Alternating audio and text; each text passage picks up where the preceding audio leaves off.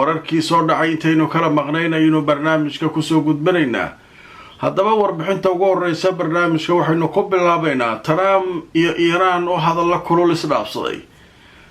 xaaladda oo aad u sii adkaanaysa waxaana laga baqayaa in dagaalkii mar kale uu dib u qarxo kadib markii dhinacyadu ay isku qancin waayeen inay isu tanaasulaan oo mid walba ay mowqifkeedii ku dhigtay. inkastoo weli Pakistan ay leedahay ma aanan quusanin ee dadaalka waa sii wadaynaa. haddaba wararkii ugu dambeeyay iyo hadallo kulul oo goordhow lisdhaafsaday ayaynu barnaamijka ku bilaabaynaa. haddaba telefishinka Al Jazeera wuxuu leeyahay Trump wuxuu yidhi Iran way ogtahay waxa dhici doona dhowaan. madaxweynaha Mareykanka Donald Trump ayaa waraysi kooban siiyey jaridda la yiraahdo New York Post ee waddanka Mareykanka, waxaana uu sheegay inaanay jiri doonin wax tanaasulaada oo Mareykanku ay samayn doonaan oo Iran ay u samaynayaan. dhanka kalena wuxuu ku celceliyey Iran inay ogtahay waxa dhici doona dhowaan, taasoo lagu fasiray inuu u baxay dagaal inuu u jihaystay Trump. berito talaadana marka wuxuu kulan la leeyahay mas-uuliyiinta amniga waddanka Mareykanka. waa tii dhowaan telefoonka Israa'iil ay ku wada hadleen. Israa'iil heeganaan ku jirnaa goormee bilowday mar hore. sheekadu marka waxay u sii socotaa in dagaal markaas fooda la isdaro mar kale. haddaba marka warbixin kale ayaa soo baxday oo wasaaradda difaaca Iran caawa soo saartay. Trump ayuu loo jawaabaya. Trump waxaa la siinayaa jawaab ku filan. haddaba markaan idin tuso wasaaradda gaashaandhigga ee Iran ayaa sheegtay inay diyaar u tahay wax kasta oo uu la yimaado Trump. wax kasta diyaar u nahay. nabad hadduu aado diyaar, dagaal hadduu aadana diyaar. afhayeenka wasaaradda gaashaandhigga ee dalka Iran ayaa wuxuu sheegay in haybaddii Mareykanka ay burburtay oo ay ku burburtay weliba gacanta ciidamada. waxaana uu sheegay in hadda ay Iran diyaar u tahay wax kasta oo uu la yimaado Mareykanka. ma kaa baqayna dheeraade. Iran way ogtahay waxa dhici doona iyo kan iyo waxba meel kasta ku soo warwareegay. wada kasta diyaar u nahay. haddaan nabad aadid diyaar, dagaal haddaan soo aadidna diyaar. weliba waxaa ku jirta warbixinta wasaaradda gaashaandhigga oo yaab leh. awood aynaan weli isticmaalin oo noo qarsoonaa jirta oo hadda aan la soo baxayn. maxay tahay yaa yaqaana. meeshaan waaba adoo soo taagana carare sida la isugu hanjabaa caadi ba. marka labadaas hanjabaadood oo kulul ayaa la isdhaafsaday. falanqeeyaashuna waxay fasirayaan dhanka dagaalka in loo sii guranayo. Israa'iil mar horeyba difaacan galna iyo bilowday. marka hawshaasu nimankan way isu tanaasuli waayeen. dhexdhexaadintii wixii waa lagu wareeray. marka dagaal weji aan ahayn oo furan male. hawshaasu halkaasay aaday. waayahay markii marka xaaladdu ay sidaa u kululaatay oo Pakistan ay ka quusatay nabad, waxay soo dirtay diyaarado dagaal, ciidan aad u tababaran iyo gantaalaha difaaca. bishii September ee la soo dhaafay sanadkii 2025 ayaa waxaa heshiis wada saxiixday amiirka dhaxal sugaha boqortooyada Mohammed bin Salman iyo ra'iisul wasaaraha Pakistan. heshiis difaac ay kala galeen. dal ka mid ah labada dal haddii dhibaato soo gaarto la soo weeraro kan kale inuu difaacayo. marka waa la soo weeraray Sacuudiga Soomaha dagaalkii hore kan marka waxay leeyihiin Pakistan waa difaacayna. heshiisa naga dhaxay.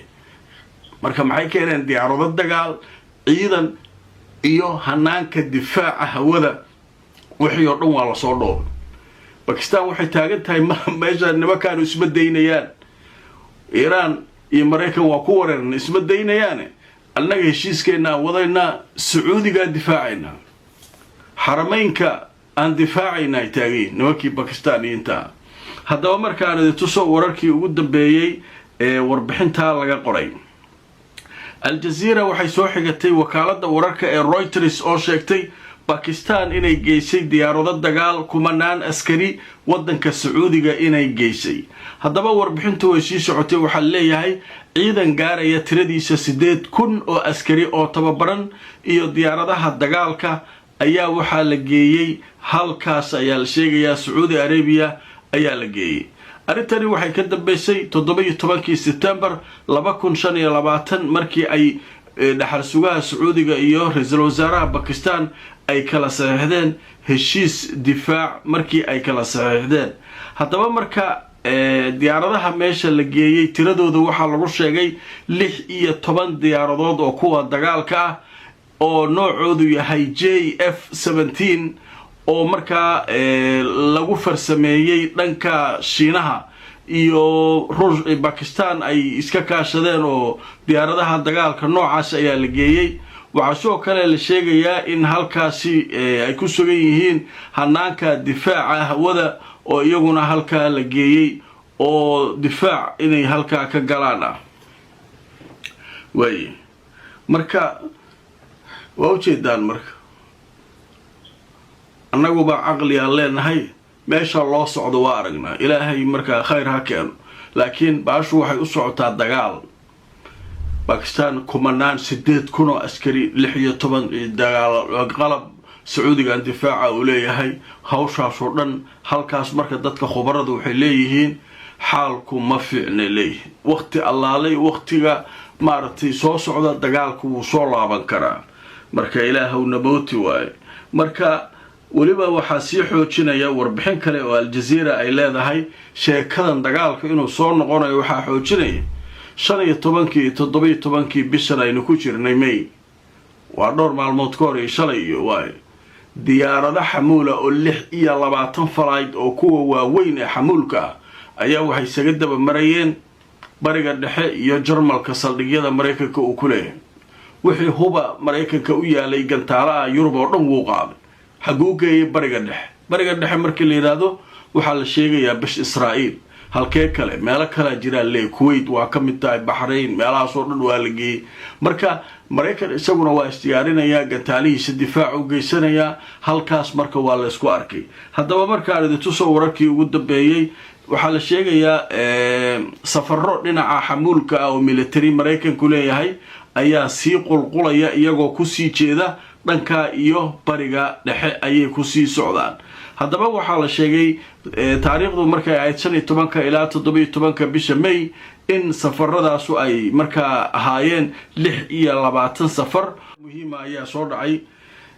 ra'iisul wasaaraha Qatar ahna wasiirka arrimaha dibadda ee Qatar ayaa wuxuu telefoonka kula hadlay ra'iisul wasaaraha Pakistan ha ka quusan inuu leeyahay sheekadu meel xun ay sii tagaysaa dagaal loo sii socdaa wax allaale wixii aan qaban karta qabo dadaal samay yaan meesha dagaalku dib kale u qarxin. Qatar waa qeylinaysaa dhibaato ugu weyn haysata Qatar dhibaatada ugu weyn haysata waxa waaye gaaskeedii iyo shirkadaheedii iyo waxeedii in la burburiyo ka baqaysa goodoona dhacaya meel wax u soo marayaan male rafaad badana laga baqaya marka way qeylinaysaa.